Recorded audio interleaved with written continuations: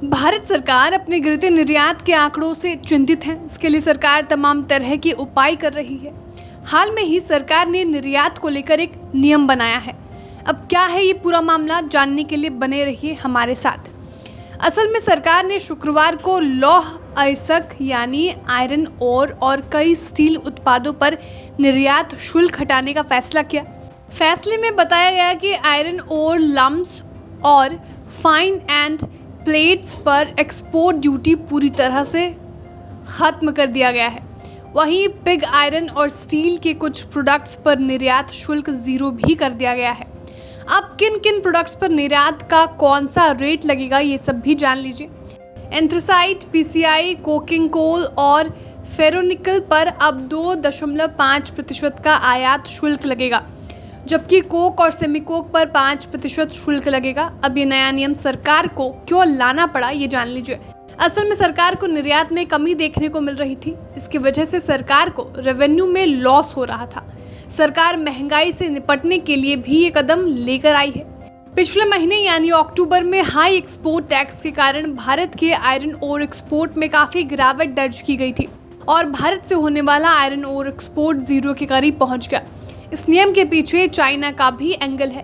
पिछले कुछ समय से चाइना से होने वाली मांग में गिरावट देखने को मिल रही थी, जिसके चलते भारत के आयरन ओर एक्सपोर्ट में कमी आने की उम्मीद थी।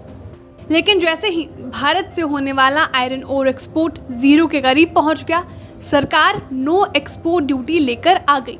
बता दें, अक्टूबर महीने में भारत की कुल निर्यात में 16% से ज्यादा की कमी आई है और ये आंकड़ा लगभग 20 महीने में आई पहली गिरावट को दर्शाता है। ऐसा नहीं है कि सरकार ने पहली बार ऐसा कोई कदम उठाया है। इसके पहले भी भारत सरकार ने गर्मियों में गेहूं और स्टील के निर्यात पर अंकुश लगाया था। फिर कुछ दिनों बाद कुछ प्रकार से चावलों के निर्यात पर रोक लगाने का फैसला लिया था।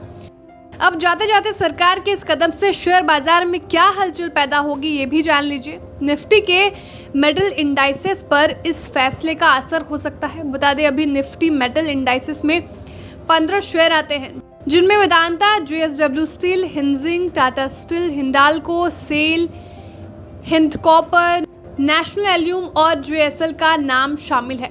शुक्रवार को निफ्टी मेटल इंडाइसेस में सबसे ज्यादा वेदांता में बढ़त देखने को मिली थी। वेदांता का शेयर 0.98% की बढ़त के साथ 310.30 पर बंद हुआ था। वहीं इसी इंडाइसेस में सबसे ज्यादा गिरावट JSL के शेयर में देखने को मिली थी। JSL का शेयर -2.95% गिरकर 166.40 रुपए पर बंद हुआ था। वहीं ओवरऑल निफ्टी मेटल इंडाइस की बात करें तो 0.18% की गिरावट के साथ 6444.40 पर बंद हुआ है। ब्यूरो रिपोर्ट, बिस्तक। अब सरकार के इस कदम पर मार्केट एक्सपर्ट की भी राय ले लीजिए।